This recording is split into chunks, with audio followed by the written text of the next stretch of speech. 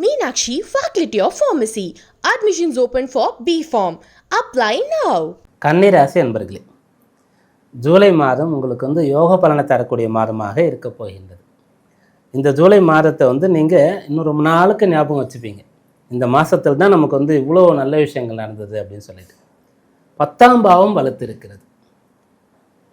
12 பாவங்கள் இருக்கிறது மொத்தம். அதில் இருக்கிறதுலே எந்த பாவம் உனக்கு வேணும் அப்படின்னு ஜோதிடம் தெரிந்த ஒருத்தரை கேட்டால் எனக்கு 10ஆம் பாவம் நல்லா இருந்தால் போகிறோம் அப்படின்னு சொல்லுவேன். ஏன்னா அதை கொண்டு எல்லாமே கிடச்சிரும். 10ஆம் பாவம்னா ஜீவனஸ்தானம். ஒருத்தருக்கு நல்ல வேலை அல்லது தொழில் அமைஞ்சிருச்சு அப்படின்னு சொன்னால், அப்போ நல்ல வேலையில் இருக்காங்க, கை நிறைய சம்பாதிக்கிறாங்க, நல்ல பிஸ்னஸ் பண்ணுறாங்கன்னு சொல்லி பொண்ணு கொடுத்துருவாங்க, கல்யாணம் ஆகிடும். அப்போ கல்யாணம் ஆன பிறகு குழந்தைகளை வந்துடும், அவங்கள சிறப்பாக படிக்க வைக்க முடியும். யாராவது கஷ்டங்கள் உடம்பு சரியில்லை அது இதுனாலும் செலவு பண்ணி அதில் சரியாகிட முடியும். பிடிச்ச நல்ல விஷயங்கள் எல்லாமே செய்ய முடியும். வீடு கிடச்சிரும், வாகனம் கிடச்சிரும், சொத்து சுகம் கிடச்சிரும், சமுதாயத்தில் அந்தஸ்து பெயர் புகழ் கிடச்சிரும், எல்லாமே கிடச்சிரும். அதனால் ஏன்னா எனக்கு நல்ல படிப்பு வேணும்னு நம்ம கேட்குறோம், கடவுள்கிட்ட வரமா கொடுத்துட்றாரு. ஆனால் வேலை கிடைக்கலன்னா என்ன பண்ணுறது? படித்த எல்லாருக்குமே வேலை கிடைச்சிருமா? ஆனால் நல்ல வேலை வேணும்னு கேட்டுட்டோம்னா நமக்கு எல்லாம் கிடச்சிரும். அப்படி இந்த கன்னிராசி என்பவர்களுக்கு ஜூலை மாதத்தில் 10ஆம் பாவம் வலுத்து இருக்கிறது. மீண்டும் இது போல் ஒரு தருணம் ஓராண்டு கழித்து தான் வரும். ஏன்னா இப்போ 10ல் சூரியன் சஞ்சரிக்கின்றார். சூரியன் முதல் பாதி ஒரு 15 நாட்கள் ஜூலை மாதம் தொடங்கி 15 நாட்கள் 10ஆம் பாவத்தில் இருப்பார். அதன் பிறகு 11ஆம் பாவத்திற்கு லாப ஆதாயஸ்தானத்திற்கு வந்துடுவார். அடுத்ததா அந்த 10ல் சூரியன் இருக்கும்போது அவரோட குரு சேர்ந்து இருக்கின்றார். அதனால் இது ரெண்டில் ஏதாவது ஒரு கிரகம் 10ல் இருந்தாலே போகிறோம். 10ல் குரு இருக்கார் சொன்னால் மரியாதையான கௌரவமான ஒரு பதவி, அதுபோல் கௌரவமான மிக சிறந்த ஒரு பிஸ்னஸ் இதை செய்கிறதுக்கான ஒரு பலன் கிடைக்கும். சூரியன் அங்கே இருக்கும்போது அது பிரபல்யமாகும், எல்லோருக்கும் தெரிஞ்சிடும். இப்போலாம் ட்ரெண்ட் ஆகுதுன்னு சொல்கிறோம் இல்லையா? சூரியன் ஒருவருக்கு 10ஆம் பாவத்தில் இருக்கிறதோ அவருடைய திறமை வெளிப்படும், எல்லாருக்கும் தெரியும். ஒரு விளையாட்டுன்னு எடுத்துட்டா அதில் இந்த விளையாட்டுன்னு சொன்னாலே டக்குன்னு ஒருத்தரோட ஞாபகம் நமக்கு வரும். அவருடைய ஜாதகம் எப்படி இருக்குன்னா 10ஆம் பாவம் வலுத்து இருக்கும். 5ஆம் பாவமும் 10ஆம் பாவமும் தொடர்பு பெற்றிருக்கும். அப்படி இந்த ஜூலை மாதத்தில் 10ல் குரு மற்றும் சூரியனுடைய சேர்க்கை. 10லேருந்து சூரியன் அடுத்த ராசிக்கு வரும்போது அது 11ஆம் இடமாகத்தான் இருக்கிறது. அப்படி வரும்போது அந்த இடத்துல ராசிநாதன் புதன் சேர்ந்திருக்கின்றார். 10ஆம் இடம் 11ஆம் பாவம் ரெண்டுமே உங்களுக்கு நல்லா இருக்குது. 10னா ஜீவனம்ன்றதை பார்த்தோம். 11 லாப ஆதாய ஸ்தானம். நிறைய லாபம்னு சொன்னால் வேலைக்கு போகிறவங்களுக்கு சந்தோஷமாக இருக்கும். சரி, நமக்கு ஏதாவது ஒரு இன்க்ரிமெண்ட் கிடைக்கும், ப்ரமோஷன் கிடைக்கும் அப்படின்னு சொல்லிட்டு பிஸ்னஸ் பண்ணுறவங்களுக்கு ரொம்ப சந்தோஷமாக இருக்கும். நிறைய லாபம்னா பல வழியில் நமக்கு லாபம் கிடைக்க போகுதுன்னு சொல்லி. அப்போ இதெல்லாம் முடிந்து ஓய்வு பெற்றவர்களுக்கு அவங்களுக்கு இந்த மாதம் என்ன பலன் கிடைக்கும்னா, அந்த லாபஸ்தானம் எப்படி வேலை செய்யணும்னா அவங்க ஆசைகள் அபிலாஷைகள் நிறைவேறக்கூடிய அம்சமாக வேலை செய்யும். பிடிச்ச விஷயங்கள்லாம் நடக்கும். பிள்ளைங்க வெளிநாட்டில் இருக்காங்கன்னு சொன்னால் அவங்க வருவாங்க, இல்லை இவங்க அங்கே போய் இருக்கிறதுக்கான ஒரு வாய்ப்பு கிடைக்கும். பேர பிள்ளைகள் வெளிநாட்டில் இருக்காங்க, சின்ன குழந்தையில பார்த்தது அவங்களோடு பார்க்கணும், டைம் ஸ்பெண்ட் பண்ணணும் அப்படின்னு சொன்னால் அந்த விஷயங்கள் நடந்துடும். கோயில் குளங்களுக்கு போகணுன்னா அது நடக்கும். பிடித்த நண்பர்கள் உங்களுடைய உறவினர்கள்லாம் போய் பார்க்கணும்னு சொன்னால் அது நடக்கும். அப்போ பிள்ளைகளுக்கு என்ன நடக்கும் அப்படின்னு கேட்கும்போது, கல்வியோடு சேர்ந்து கூடுதலாக இருக்கக்கூடிய திறமைகள் இருக்கு இல்லையா, எக்ஸ்ட்ரா கரிக்குலர், அதுலெல்லாம் ரொம்ப சிறந்து விளங்குவீங்க. ரொம்ப ஈஸியாக நீங்கள் அதெல்லாம் ஸ்கோர் பண்ணிட்டு போவீங்க.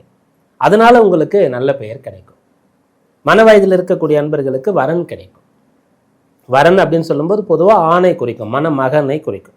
வத்துன்னு சொன்னால் பெண்ணை குறிக்கும், மணமகளை குறிக்கும். அப்போது அந்த கன்னிராசியில் இருக்கக்கூடிய ஆண் பிள்ளைகளுக்கு நல்ல பெண் கிடைப்பார், பெண் பிள்ளைகளுக்கு நல்ல பையன் கிடைக்கக்கூடிய ஒரு அம்சம் இப்போது இருக்கிறது. லாப ஆதாயஸ்தானம் வலுத்து இருக்கிறதுனால. அடுத்ததாக மிக முக்கியமாக இந்த மாதம் உங்களுக்கு அற்புதமாக இருக்கும், அவ்வளோ சிறப்பாக இருக்கும், பல காலத்திற்கு ஞாபகம் இருக்கும்னு எதை வைத்து சொன்னோம்னு கேட்டால் 10, 11ஓடு சேர்ந்து 9ஆம் பாவத்தையும் வைத்து. 9ஆம் பாவம் சொல்லக்கூடிய பாக்யஸ்தானத்தில் பாக்யாதிபதி சுக்கிரன் ஆட்சி பலம் பெற்று இருக்கின்றார். இதுவும் கூட உடனே வந்துருமா? அந்த சுக்கிரன் 9லிருந்து 10, 11, 12ன்னு ஒவ்வொரு ராசியாக இருந்து மீண்டும் 9ஆம் இடத்திற்கு வரணும். எவ்வளோ காலம் ஆகும்? அப்போ அந்த 9க்கு இப்போ வர்றதுக்கு எவ்வளோ காலம் ஆச்சு? அதனால் மிகச்சிறந்த பலனாக அது உங்களுக்கு ஏற்படுத்தி கொடுக்கும். எதெல்லாம் கிடைக்கும் அப்படின்னு சொன்னால், ஃபஸ்ட்டு விஷயம், ரொம்ப காலமாக போராடக்கூடிய நல்ல விஷயங்கள் நடக்கும். எனக்குன்னு ஒரு வீடு வேணும்னு சொல்லி யாரெல்லாம் ஆசைப்பட்டீங்களோ அதற்கான தகுதியும் இருக்கிறது, பொருளையும் கொஞ்சம் சேர்த்து வச்சுருக்கீங்க, லோனும் உங்களுக்கு சேங்ஷன் ஆகிருக்கு. ஆனாலும் கூட நல்ல வீடாக அமையல அப்படின்னு சொன்னால் இப்போ வீடு அமையும். இதே போல் ஒரு சொத்து மனை அமையக்கூடிய யோகம். பிஸ்னஸ்லாம் பண்ணுறதுக்கு ரெடியாக இருக்கீங்க, நல்ல இடம் அமையணும், அதுக்கு நல்ல ஒரு பில்டிங் வேணும், உங்களுக்கு நல்ல ஒரு ஆஃபீஸ் வேணும்னு சொன்னால் அந்த விஷயம் இப்போ நடந்துடும். வாகன யோகம் கிடைக்கும். அணிகலன்கள் ஆபரணங்கள் இதெல்லாம் உங்களுக்கு மிகச்சிறப்பாக கிடைக்கும். இதெல்லாம் சுக்கிரன் தருவார். ஹையர் ஸ்டடீஸ் பண்ணணும்னு நினைக்கிறவங்களுக்கு மிக சுலபமாக அதற்கான வாய்ப்பானது கிடைக்கும். உங்களுடைய திறமையை இன்னும் மெருகேற்றி கொள்ள வேண்டும், வளர்த்து கொள்ள வேண்டும், நிறைய கற்றுக்கணும் அப்படின்னு ஆசைப்படக்கூடியவர்களுக்கு அற்புதமான பலனானது கிடைக்கப் போகிறது. ராசிக்கு அதிபதியாக இருக்கக்கூடிய புதன் ராசிக்கு 11ல் இருக்கார், லாபஸ்தானத்தில். நல்ல விஷயம், நல்ல பலன் கிடைக்கும். அவர் இந்த ஜூலை மாதத்தில் 18ஆம் தேதி அளவில் வக்ரகதிக்கு உட்படுவார். அப்போ அவர் வக்ரம் ஆகும்போது என்ன ஆகுன்னு சொன்னால் சூரியன் அந்த இடத்துக்கு வந்துட்டு இருப்பார். சூரியன் புதனுடைய சேர்க்கையானது ஏற்பட்டு விடும். அதனால் உங்களுக்கு உடல் பலம், ஏதாவது உடல் உபாதைகள் அதெல்லாம் சரியாக போயிடும். அதற்கான தீர்வுலாம் உங்களுக்கு உடனடியாக கிடைத்து விடும்.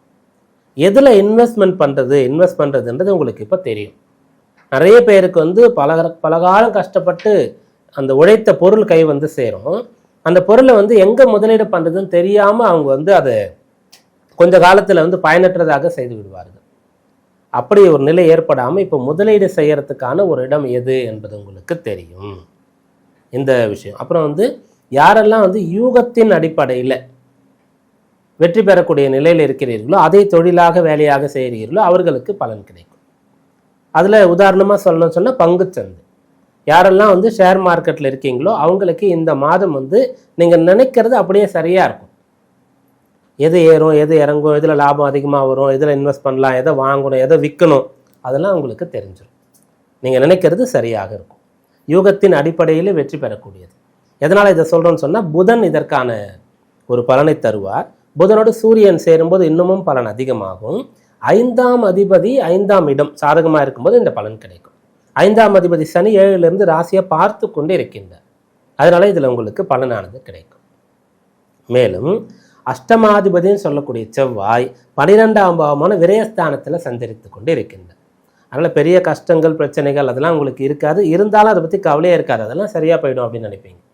கடன் இருந்தாலும் சரி, அல்லது லீகல் இஷ்யூஸ்லாம் இருந்தாலும் கூட சரி, அது பாட்டு நடக்க போகுது. எப்போ ஏறிங்க வரப்போதோ அப்போ அதை லாயர் பார்த்துக்கு போகிறாரு, கூப்பிட்டா நம்ம போய் பார்த்துட்டு வர போகிறோம், நம்ம வேலையை நம்ம பார்க்கலாம் அப்படின்ற மாதிரி உங்களுக்கு ஒரு தெளிவு இருக்கும். அதனால் ஒரு பிரச்சனையை நினைத்து பயம் உங்களுக்கு ஏற்படாது. பிரச்சனை இருந்தாலும் அது பாட்டுன்னு ஒரு பக்கம் இருக்கட்டும் அப்படின்னு நீங்கள் நினைப்பீங்க. அப்படியாக செவ்வாய் 12ஆம் இடத்திற்கு வந்துட்டார், அது நல்லது. மாத கடைசியில் செவ்வாய் ராசிக்குள்ளே வருவார். ஜூலை மாதத்தினுடைய 28ஆம் தேதி அளவில் ராசிக்குள்ளே வருவார். அதனால் இந்த மாதம் உங்களுக்கு அற்புதமாக இருக்குது. செவ்வாய் ராசிக்குள்ளே வரப்போகிறார். இந்த மாதத்தின் கடைசியில் ஒரு 3 நாட்கள் கவனமாக இருங்க. அந்த செவ்வாய் ராசியில் வரும்போது என்ன நடக்கும், இதில் கவனமாக இருக்கணும், டூஸ் என்ன டோன்ஸ் என்ன, இதெல்லாம் அடுத்த மாதத்தின் பலனை நம்ம விரிவாக தெரிந்து கொள்ளணும். இந்த மாதத்தின் பலன் சாதகமாக இருக்குது. செய்ய வேண்டிய வழிபாடு என்ன அப்படின்னு சொன்னால், முடிஞ்சால் இந்த மாதத்தில் ஒரு முறை திருப்பதிக்கு போயிட்டு வாங்க. திருப்பதி எம்பெருமானை போய் தரிசனம் பண்ணிட்டு வாங்க. இது இந்த மாதத்தின் முழுமையான பலனை உங்களுக்கு அப்படியே எடுத்து கொடுக்கும்.